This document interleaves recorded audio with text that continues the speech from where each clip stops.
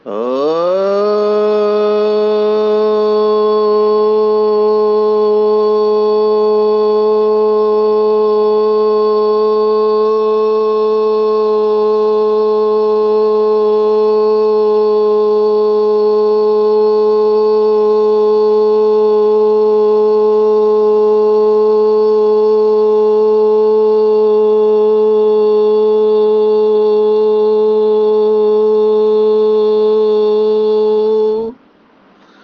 शांति।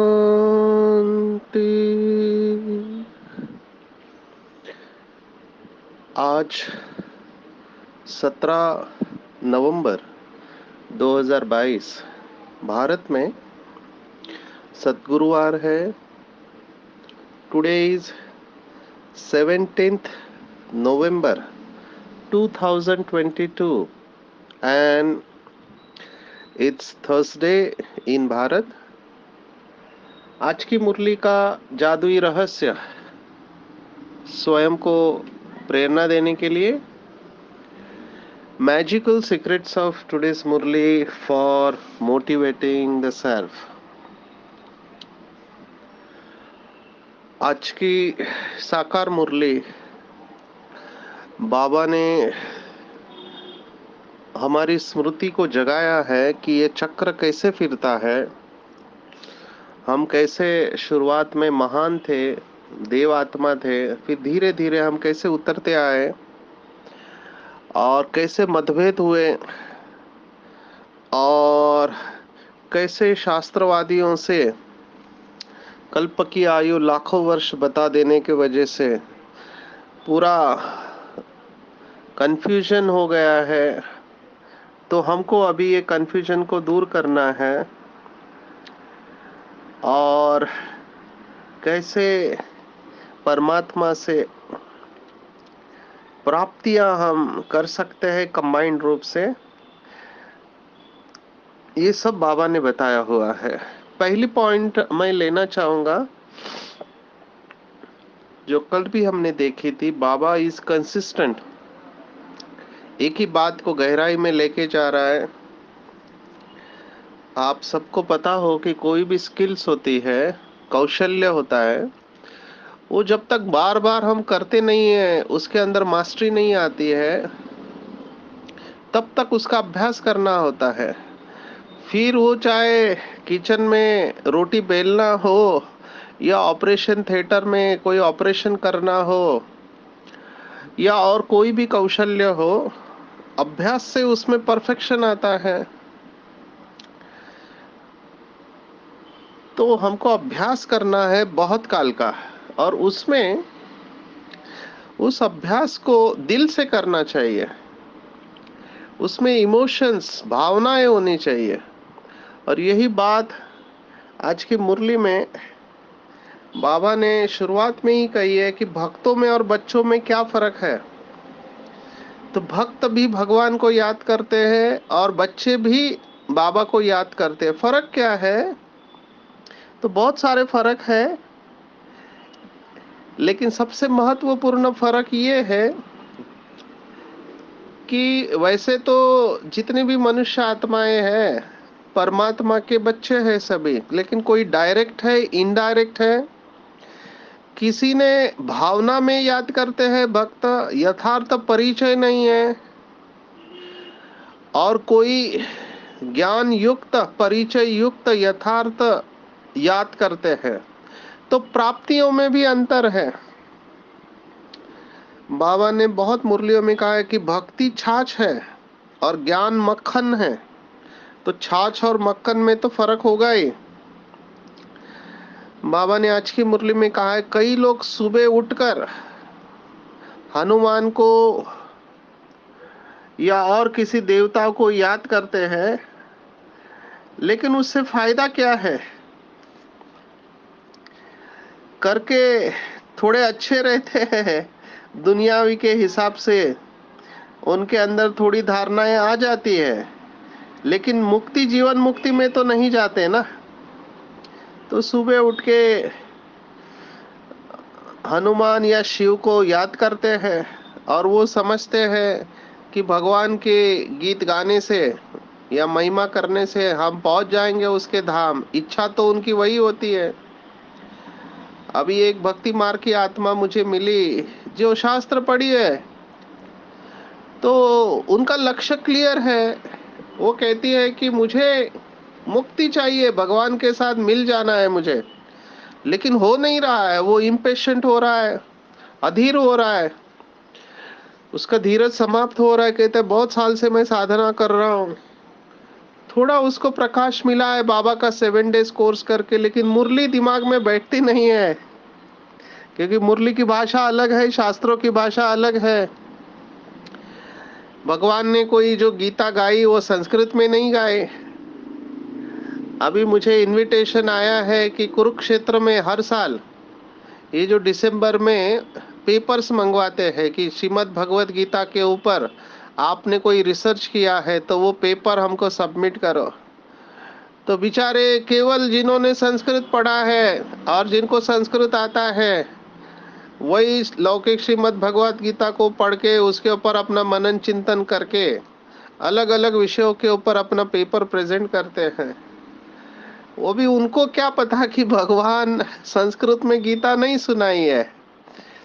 ये भी बहुत बड़ा सब्जेक्ट है। हमारे परम आदरणीय जगदीश भाई जी ने इसके ऊपर बहुत अच्छा किताब लिखा हुआ है, महाभारत और गीता का सच्चा सार। उन्होंने बहुत सारे प्रश्न पूछे हैं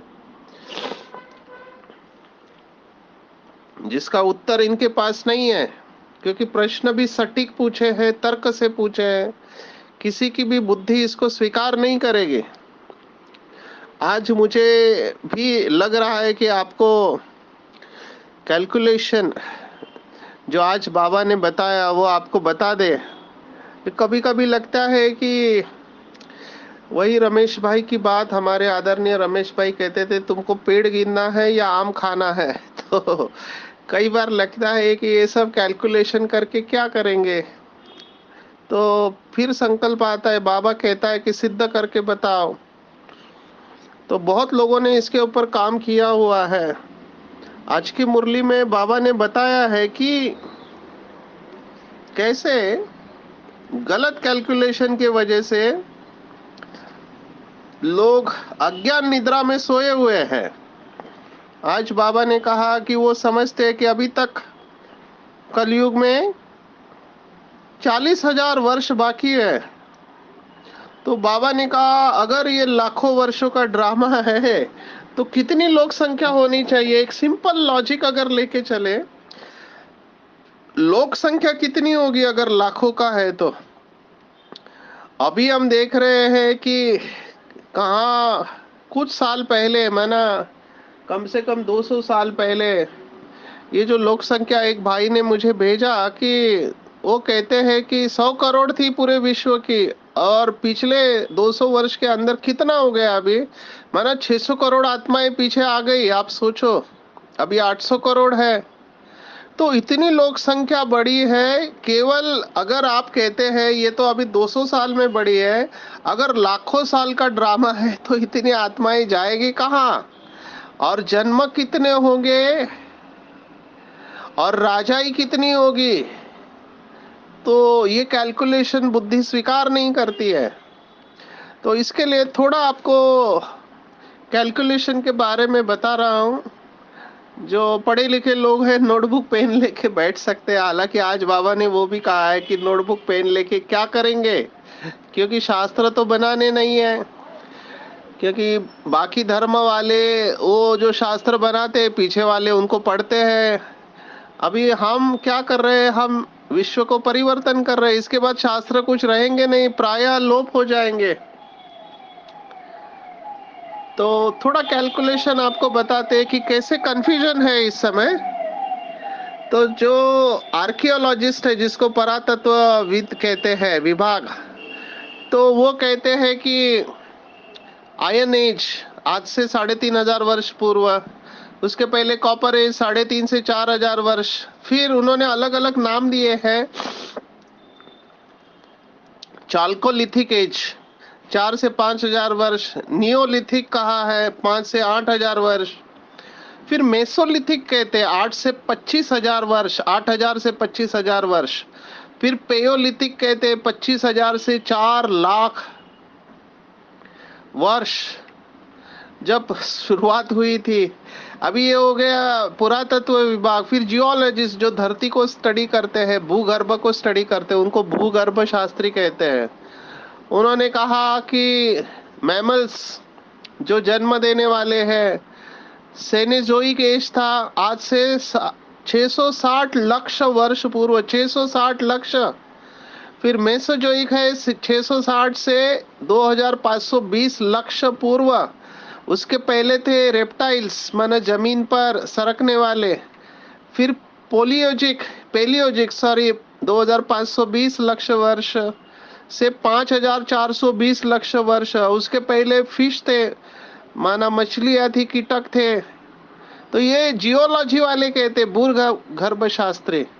अभी तीसरे है भूगोल शास्त्री जो कहते हैं प्रकाश वर्ष। ये भी वर्ष है, कैलकुलेशन का बता रहे हैं। वो कहते हैं कि प्रकाश का स्पीड होता है 3 लाख किलोमीटर पर सेकंड। 3 लाख किलोमीटर, आप 1-2 हजार किलोमीटर नहीं, 3 लाख किलोमीटर हर सेकंड में जाता है प्रकाश। तो ये प्रकाश वर्ष कहते हैं। हम आते हैं अभी इम्पोर्टेंट जो हमारे काम की बात है, वो है ज्योतिष शास्त्र, एस्ट्रोलॉजिस्ट। उसमें पितामह युग कहा है और वेदांग ज्योतिष में युग केवल 5 वर्ष का माना है। और इसका रेफरेंस आपको मिलेगा कौटिल्य, विष्णुगुप्त और जैनियों के ज्योतिष में। फिर वसु युग 8 वर्ष का माना है, रुद्र युग 11 वर्ष का माना है और दीर्घात्मा युग 19 वर्ष का। फिर एक षष्ठी संवत्सर युग होता है 60 वर्ष, जो कि काश्यप संहिता और अरण्यक में आता है, तैत्तिरीय अरण्यक में।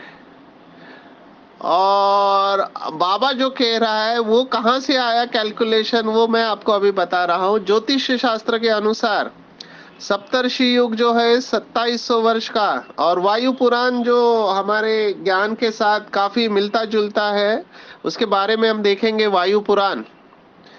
तो सप्तर्षि वत्सर युग है 3030 वर्ष का। पैतृय युग 108 वर्ष का है। मणि युग 216 वर्ष का है। विश्वामित्र युग जो है 324 वर्ष का है और महायुग 3240 वर्ष का है। अभी कंफ्यूजन क्यों हुआ, ये लाखों का कैलकुलेशन कैसे हुआ, उसको ध्यान से सुनेंगे। और कंफ्यूजन इसलिए हुआ कि दिव्य दिन और दिव्य वर्ष, ये 2 शब्द है जिसके वजह से मूंझ गए सभी शास्त्रवादी। दिव्य दिन क्या है और दिव्य वर्ष क्या है, तो इसको हम देखेंगे। तो हमने भगवत गीता में देखा है कि मेरु पर्वत का वर्णन है कि मैं पर्वतों में मेरु पर्वत है। अभी शास्त्रों में वर्णित जो मेरु पर्वत है वो उत्तर ध्रुव की तरफ है। पृथ्वी का जो उत्तर का हिस्सा है उसको मेरु पर्वत कहते हैं। अभी हम सब जानते हैं, स्कूल में पढ़ाया गया कि धरती के नॉर्थ पोल है, उत्तर की तरफ 6 मास दिन होता है और 6 मास रात होती है। तो पूरा दिन हो गया 1 साल का। तो दिव्य दिन माना मानव का वर्तमान समय का 1 वर्ष माना दिव्य दिन, क्योंकि 6 मास दिन होता है और 6 मास रात होती है। ऐसे 360 दिव्य दिन माना 1 दिव्य वर्ष कहलाता है। तो 6 मास 6 रात होती है, इसलिए उसको 1 दिन कहा गया है। अभी ये एक दिव्य दिन है, ऐसे ही दिव्य वर्ष 360। और कलयुग की आयु जो बताई है 1200 वर्ष बताई है। तो 1200 गुणा 360 जब हम करते हैं तो 4,32,000 वर्ष आता है। यही है कंफ्यूजन। कलयुग का कैलकुलेशन है 4,32,000, लेकिन आया कैसे? क्योंकि कलयुग की आयु 1200 वर्ष और 1200 से 360 अगर आप गुना करेंगे तो 4,32,000 आता है। और यही है दिव्य दिन को हम 1 दिन मनुष्य का समझ लेते हैं, उसके वजह से ये सब कंफ्यूजन हुआ है। तो ये तो हो गया 4,32,000। अभी हम थोड़ा आगे जाएंगे तो हमको पता चलेगा कि ये क्यों 1 2 3 4 1 2 3 4 इसका अर्थ बताते हैं कि कली शब्द संस्कृत में काल से बना है। कालात कली ऐसे श्लोक आता है। तो कली अर्थात काल का एक अंश।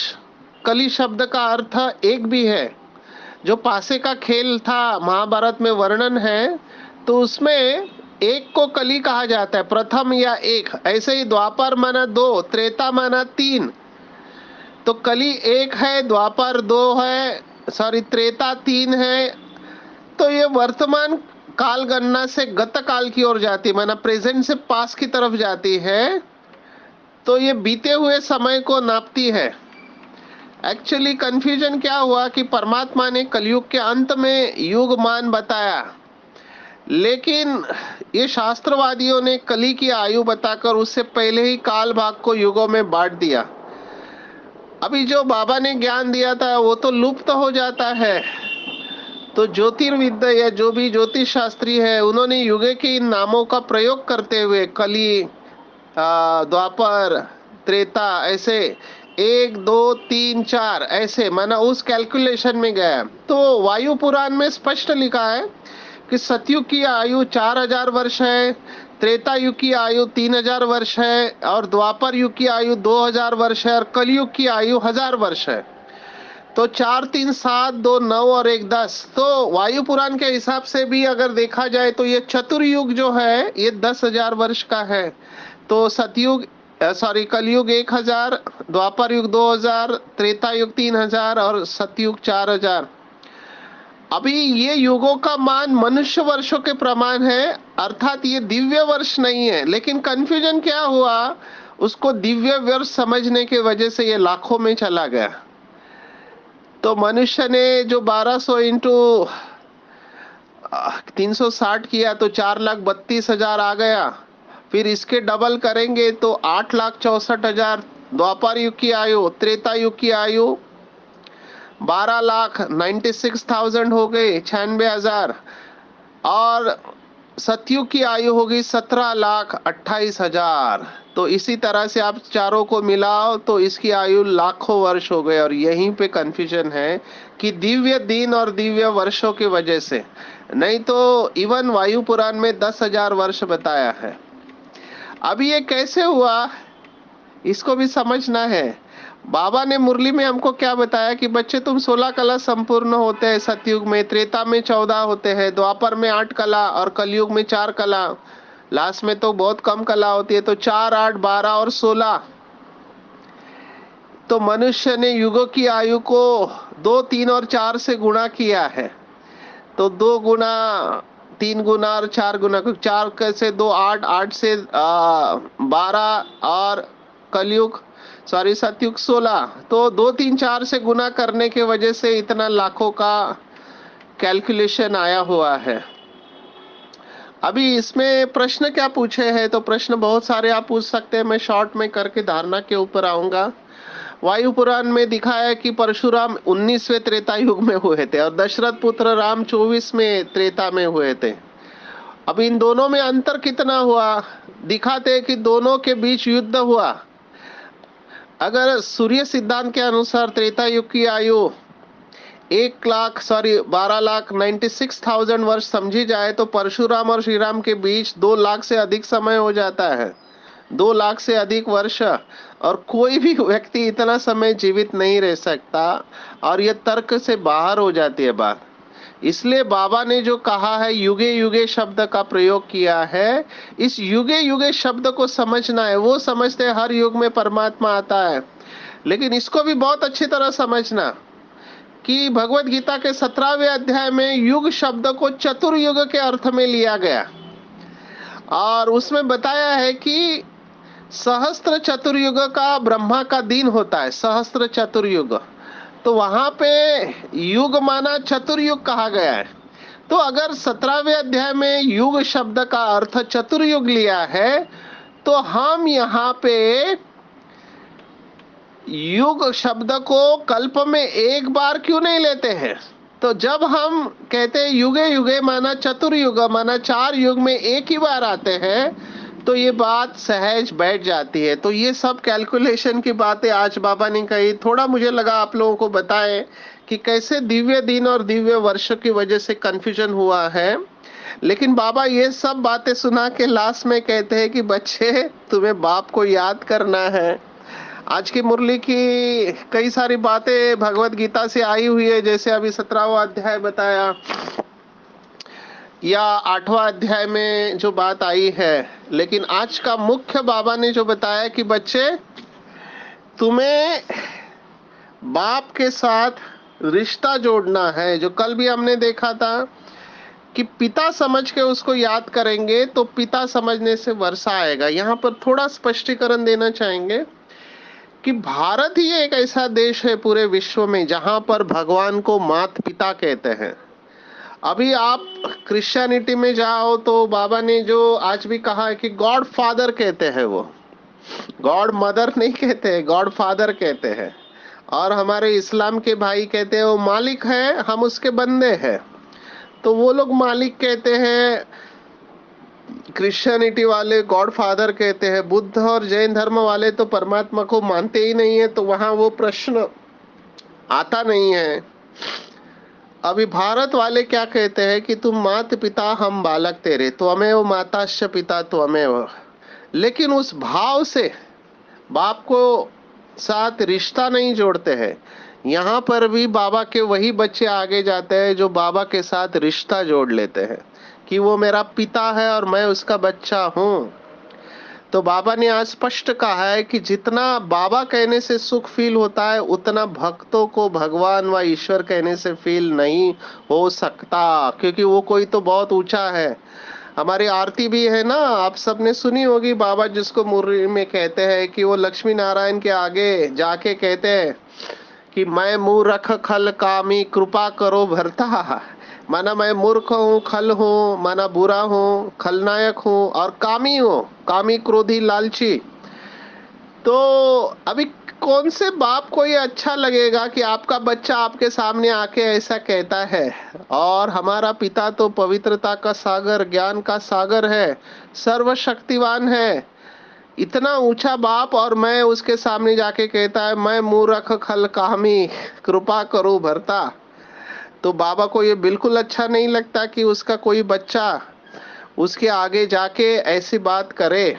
बाबा तो कहता है तुम्हारा अधिकार है बच्चे, अधिकारी बनो, अधीन नहीं बनो। तो ये अधीन भक्त जो लोग हैं मांगने वाले होते हैं, रिश्ता नहीं है। यहाँ पे बाबा कहा और रिश्ता बन गया। मैं आपको कितने उदाहरण सुना सकता हूँ इसके ऊपर। हमारी बूढ़ी बूढ़ी माताएं, भोली भाली माताएं, जिसको बाबा मुरली में याद करता है, जिनको शास्त्र वगैरह कुछ नहीं आता है, लेकिन दिल से कहते हैं मेरा बाबा, और बाबा उनके साथ बंधा हुआ है। शास्त्रों में जो भी गायन है वो इन्हीं बाबा के बच्चों का है, फिर भाई हो या बहन हो, क्योंकि भगवान हमारे दिल को देखता है, और जिसका दिल साफ है मुराद हासिल। पहले भी हमने देखा कि जो बड़ा बाबा है छोटे दिल में नहीं रह सकता, मैले दिल में नहीं रह सकता, उसको बहुत स्वच्छता प्रिय लगती है। तो जितना जितना हमारा दिल साफ स्वच्छ हो जाता है, और जितना जितना हम इस नशे में चले जाते हैं कि बाबा मिला सब कुछ मिला, तो हमको कुछ नहीं चाहिए। अभी एक बात भगवत गीता में भी आई है, मुझे तो वो श्लोक बहुत पसंद है, 9वें अध्याय का 17वां श्लोक है, बहुत सुंदर है। 9वां अध्याय राज विद्या राजगुह्य योग, राजयोगी है 9वां अध्याय, उसमें 34 श्लोक है, उसमें 17वां श्लोक है, पितामहस्य जगतो माता धाता पितामहा, वेद्यम पवित्रम ओंकारम रुक्षारम यजुरेव च। तो मैं इस संपूर्ण जगत का पिता हूँ, पितामहस्य जगतो, और मैं माता भी हूँ। तो धाता और माता मैं दोनों हूँ, पिता और माता। ये कैसे है? बाबा ने बताया है कि कैसे शिव बाबा ब्रह्मा को अडॉप्ट करके हम बच्चों को जन्म देता है। तो ब्रह्मा माता हो गई और शिव बाबा हो गया। अभी ये इतनी सी बात उन्होंने कहां से कहां लेकर गए, है ना? तो ये बात हमको समझना चाहिए। और एक चैप्टर है जहां पर प्रपितामह से शब्द है, माना जिसको दादा कहते, बाप का भी बाप शिव बाबा। तो ये दोनों शब्द जो है भगवत गीता के हैं। तो बाबा हमको कह रहा है कि बच्चे तुम रिश्ता जोड़ो मेरे से, रिश्ता, और तुम्हारा रिश्ता है ही है। सिर्फ तुम भूल चुके हो कि तुम इतने ऊंचे ते ऊंचे बाप के बच्चे हो। और बाबा ने आज एक बात ऐसी कही है जो दिल को लग सकती है। बाबा ने कहा लौकिक में बच्चों की भावना कुछ लोगों की होती है, सभी बच्चे ऐसे नहीं होते कि कब बाप मरे और प्रॉपर्टी हमको मिल जाए। कलयुग है तो कई लोग तो मार भी देते हैं। तो बाबा कहता है कि तुम ऐसा सोच नहीं सकते हो बच्चे, क्योंकि मैं तो हूं ही अशरीरी, और तुमको यहाँ पे अविनाशी वर्षा मिल रहा है और अखूट है, तो तुम्हारे अंदर ये विचार आ नहीं सकता है। लेकिन प्रॉब्लम क्या हुआ है कि हम भूल गए कि हम एक बाप के बच्चे। आज तो बाबा ने देखो पूरा चक्र की बात सुनाई कि बच्चे देखो दूसरे धर्म वाले भी है। आज बाबा ने कहा जैसे क्रिश्चियन है, अभी है तो यूरोप के या अमेरिका के, है एक ही धर्म के लेकिन भाषा अलग है। बाबा ने आज याद जो किया अमेरिका, यूरोप और फ्रांस को याद किया, तो फ्रांस की भाषा फ्रेंच है, अमेरिकन अंग्रेजी अलग है और यूरोप का अंग्रेजी अलग है, दोनों के बीच में झगड़ा चलता रहता है। तो है एक ही बाप के बच्चे लेकिन भाषाएं अलग अलग है।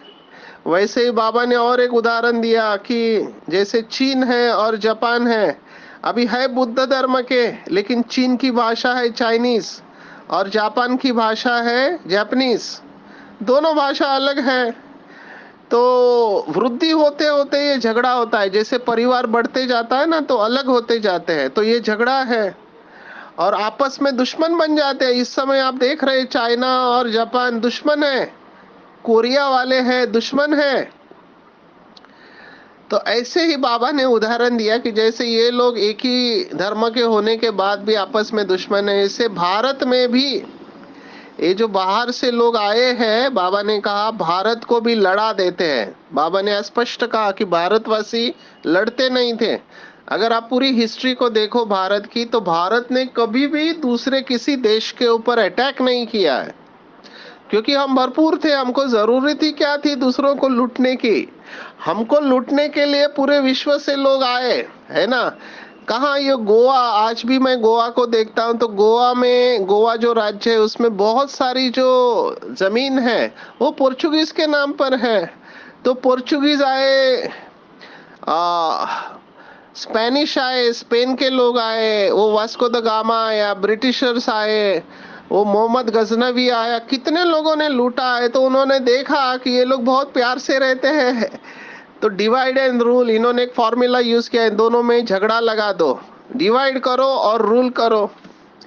तो बाबा हमको कह रहे कि बच्चे आप आपस में लड़ाई मत करो, और ये लड़ाई लोभ के कारण हुई है और ये भी एक खेल है, बाबा कहता है। तो अभी हमको वापस अपना राज्य प्राप्त करना है। स्मृति चली आई हमारी कि हम ही बाबा के बच्चे। तो सुबह उठने को बाबा ने आज जोर दिया है, कम से कम 3 बजे या 4 बजे उठकर ध्यान करो, बाबा को याद करो, तो आपको सब स्मृति आ जाएगी। जैसे बाबा ने आज उदाहरण दिया कि द्वारकाधीश जो था उसकी पगड़ी टेढ़ी थी, तो हर राजा की अपनी पगड़ी होती है, ताज होता है। तो ये साक्षात्कार हमको होने लगेंगी, हमारी स्मृति जागृत हो जाएगी कि मैंने ही कल्प में सर्वश्रेष्ठ रोल प्ले किया है और मेरा पार्ट हीरो एक्टर हूं मैं। तो जिसकी जितनी बुद्धि सालिम होगी, बाबा ने आज शब्द इस्तेमाल किया है सॉल्वेंट बुद्धि, उनके अंदर धारणा तुरंत हो जाएगी। और बुद्धि जितनी स्वच्छ होगी उतना ज्ञान गुण और शक्तियां हमारे अंदर धारण हो जाएंगे और हम सर्वश्रेष्ठ प्राप्त पद प्राप्त कर लेंगे।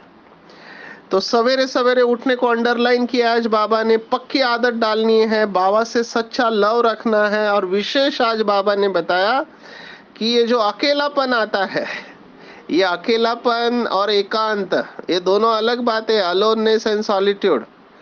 तो अकेलापन सबके साथ में होते हुए भी आ सकता है। मुझे बहुत सारे भाई बहनों के फोन आते हैं, परिवार में सभी है लेकिन फिर भी अकेलापन आता है। तो ये डिप्रेशन की बीमारी जब आती है, उस समय बाबा ने कहा बिंदु को याद नहीं करो, उससे बोर हो जाएंगे। बाबा ने कहा उस समय रमणीक अनुभव की कहानी को स्मृति में लाओ, सामान की लिस्ट को स्मृति में लाओ, है ना। दिमाग से याद नहीं करो लेकिन दिल से बाबा को कंपेनियन अनुभव करो कि बाबा मेरा सच्चा साथी है। उसके साथ कंबाइंड हो जाएंगे और सर्व संबंधों का स्नेह अनुभव करेंगे। और ये जो है बाबा ने इसको शब्द इस्तेमाल किया, इसी को मन मना भाव कहते हैं। तो जो लोग कहते हैं हमको टीवी में मनोरंजन होता है, यूट्यूब में मनोरंजन होता है, या वीडियो देखते हैं, घूमने जाते हैं तो मनोरंजन होता है, बाबा ने आज स्पष्ट कहा है कि मन मना भाव ही मनोरंजन है। क्योंकि बाकी का जो सुख है, खुशी है, सब अल्पकाल की है। मैंने बहुत लोगों को देखा है, कहते बाहर गए थे, घूम के गए थे, बहुत अच्छा था, अभी वापस आ गए, अभी क्या वही का वही जीवन है। तो मन मना भाव इस अच्छा मनोरंजन है। बाप के साथ सर्व संबंधों का स्नेह का अनुभव करेंगे, हर समय बाप के श्रीमत प्रमाण जी हाजिर करेंगे, बाबा को जी जी करते रहेंगे, तो सर्व शक्तियों का अधिकार मिल जाएगा। तो पूरी मुरली में अपने स्वदर्शन चक्र को घुमाना है कि हम ही थे जिन्होंने विश्व के ऊपर राज्य किया, कल्प के हीरो एक्टर। और परमात्मा हमारा सच्चा सच्चा माता पिता है, बंधु स्वामी सखा सब कुछ है। तो उसको दिल से मेरा बाबा कहेंगे, उसके साथ सर्व संबंध जोड़ेंगे, अमृत वेला उठेंगे, और जितनी बुद्धि स्वच्छ होगी उतनी हमारे अंदर धारणा होगी, और हम अपनी और दूसरों की सेवा कर सकते हैं, और माला के मन के बन सकते हैं। अच्छा, ओम शांति।